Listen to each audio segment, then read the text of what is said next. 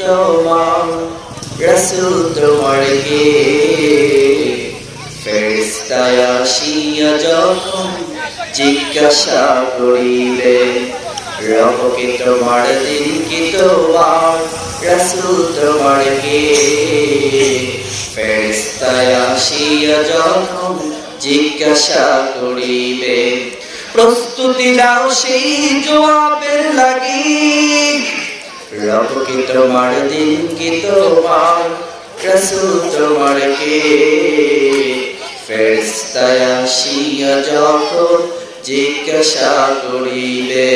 আলহামদুলিল্লাহ, ফুলবাড়ি ছোট ফুলবাড়ি জামে মসজিদ কর্তৃক আয়োজিত আজকের ওয়াজ মাহফিলের সম্মানিত প্রেসিডেন্ট সভাপতি মহোদয়, আজকের এই মাহফিলের সম্মানিত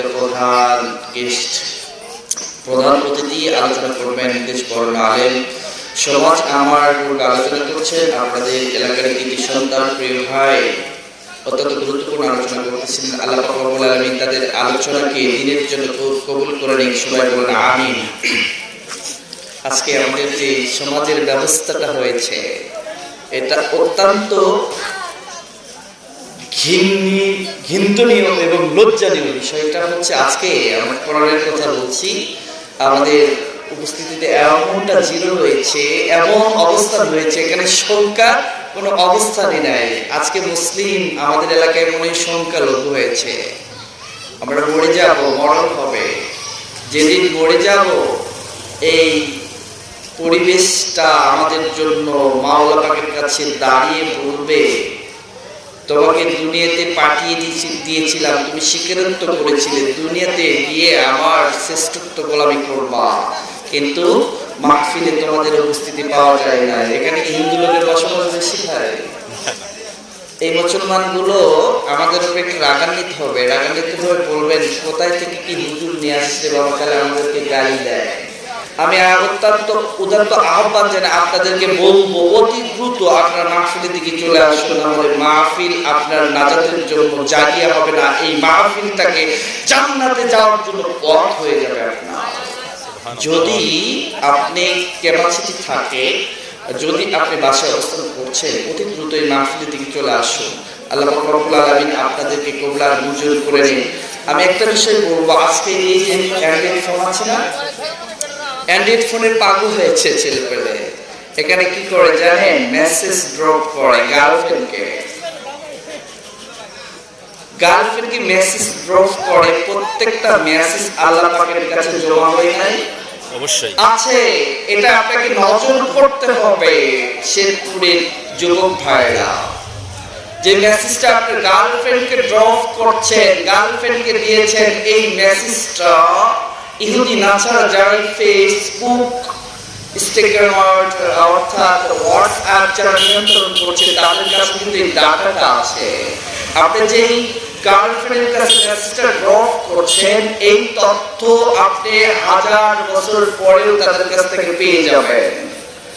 আল্লাহ পাক রব্বুল আলামিন আপনাকে বিচার করার জন্য আপনার যে ফেসবুক আইডিটা ইউজ করেছেন, এটাকে যদি ক্লিক করা হয় আপনার সকল ডিটেইলস চলে আসবে।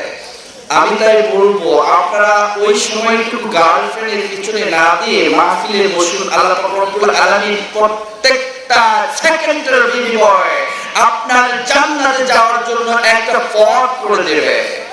আমি উদাত্ত আহ্বান বলতেছি, আপনারা গার্লফ্রেন্ডের পিছনে ঘুরেন না। তিনি আপনার স্বার্থ, আপনার কাছে টাকা আছে, গার্লফ্রেন্ড আছে, টাকা নাই, গার্লফ্রেন্ড নাই, আপনার ভালো দামি মোটরসাইকেল আছে, অনেক নিয়ে আপনাকে হাই দিবে, তাই না? আর যদি আপনার কাছে ক্যাপাবিলিটি না থাকে তাহলে আপনাকে এই জাতির কোন নারী প্রাধান্য দেবে না।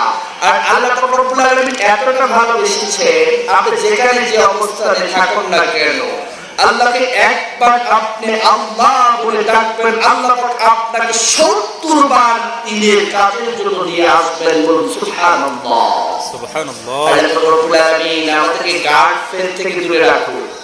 আমি একটু যুবকদেরকে নিয়ে কথা বলি, আমি বেশি কথা বলবো না, 2-4টা কথা বলবো আপনাদের সংস্কারের জন্য, আপনার লাইফটা সংস্কারের জন্য। আপনাদের জীবনটা রাসূল মুখে হতে হবে। কি মুখে হতে হবে? রাসূলমুখী হতে হবে। রাসূল সাল্লাল্লাহু আলাইহি ওয়াসাল্লাম যেভাবে জীবন যাপন করেছেন সেভাবে হতে হবে। রাসূলের প্রেমিক ছিলেন খাদিজা রাদিয়াল্লাহু তাআলা আনহা। রাসূলের প্রেমে পড়েছিলেন, এমন প্রেমে পড়েছিলেন রাসূল সাল্লাল্লাহু আলাইহি ওয়াসাল্লামের জীবনের জন্য জীবনটা বিলীন করেছেন। এমন প্রেমে পড়েছেন খাদিজা, তার সকল সম্পদ রাসূলের পায়ের নিচে বিছিয়ে দিয়েছেন। এমন প্রেমটা রাসূলের সাথে করেন নাই, খাদিজা করেছেন কার সাথে? আল্লাহর সাথে। কারণ মুহাম্মাদের সকল ক্যাপাবিলিটি সবগুলোই কিন্তু হুবহু খাদিজা রাদিয়াল্লাহু তাআলা আনহু তার আগের কোরআনের আগের যে কিতাবটা নাযিল হয়েছিল তার ভিতরে পেয়েছেন। প্রেম করেছেন রাসূলের সাথে, মুহাম্মাদের সাথে নয়। আল্লাহ পাক রব্বুল আলামিন দেখালো পথ এবং মত অনুযায়ী প্রেম করেছে কার সাথে? আল্লাহর সাথে। মুহাম্মাদের দিকে তাকিয়ে দেখে মুহাম্মাদের মাথার উপরে ছাউনি দিচ্ছেন একটা। তিনি যুগের শ্রেষ্ঠ মহামানব পেলে খাদিজা রাদিয়াল্লাহু আনহা বুঝতে পেরেছেন। তিনি দুনিয়ার শ্রেষ্ঠ মানব পেলে খাদিজা রাদিয়াল্লাহু আনহা বুঝতে পেরেছেন এবং তার লাইফ পার্টনার হিসেবে গ্রহণ করেছেন। আমি যুবকদের বলবো একটাই মেসেজ, তুমি যদি প্রেম করতে হয় তুমি প্রেম করবা ওই নারীর সাথে যে নারী তোমার সবকিছু দেখে নয়, তোমার সবকিছু দেখে নয়, তোমার তাকওয়া দেখে, তোমার আল্লাহ বিরু খোদা বিরু দেখে তোমাকে অ্যাকসেপ্ট করছে। এটা তো হারাম পাবে না বিবাহের মাধ্যমে। আমি এই জাতিকে বলবো 2025 সাল শুরু হয়েছে, আমি যুবকদের বলবো তোমায় একটাই নিয়ত করো। আল্লাহ 2025 সাল দিয়েছো, আমরা 25 সালটা গার্লফ্রেন্ডের পিছনে ব্যয় করব না। হালাল ভাবে বিবাহ করে আমরা এই বিবাহে আবদ্ধ হয়ে জীবন যাপন করব। আল্লাহ তুমি শেরপুরের যুবক ভাইদেরকে হালাল ভাবে জীবন যাপন করার তৌফিক এনায়েত করে দাও। এইরকম গজব থেকে তুমি, ফেসবুক গজব থেকে, এই প্রচার নারীদের থেকে তুমি হেফাজত করো। আল্লাহ রব্বুল আলামিন তুমি কবুল আর মঞ্জুর করে নাও। আল্লাহ তুমি একত্রবাদ ঠিক তেলাওয়াত করেছি কুল হুয়াল্লাহু আহাদ। আল্লাহ এই 2025 সালে তোমার শ্রেষ্ঠত্ব প্রমাণ করে আমরা বিবাহের মাধ্যমে হালাল উপার্জন করে হালাল গার্লফ্রেন্ড আমরা অ্যাকসেপ্ট করব, যেটা হারাম আছে সেটা আমরা ডিলিট করব।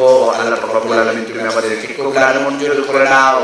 আল্লাহ তুমি অল্প আমলের হাদিসটা বলছো আখলিস্তিনে ফিকার আমাল করেন, অল্প আমল নাজাতের জন্য যথেষ্ট হবে। আল্লাহ তুমি আমাদের অল্প আমল যেন নাজাতের জন্য যথেষ্ট হয় এমন পরিবেশ করে দাও। আল্লাহ তুমি আমাদের এমন পরিবেশ করে দাও এবং হারাম থেকে তুমি আমাদেরকে দূরে রাখো। এই আশা ব্যক্ত করে আমি আমার সংক্ষিপ্ত আলোচনা শেষ করছি।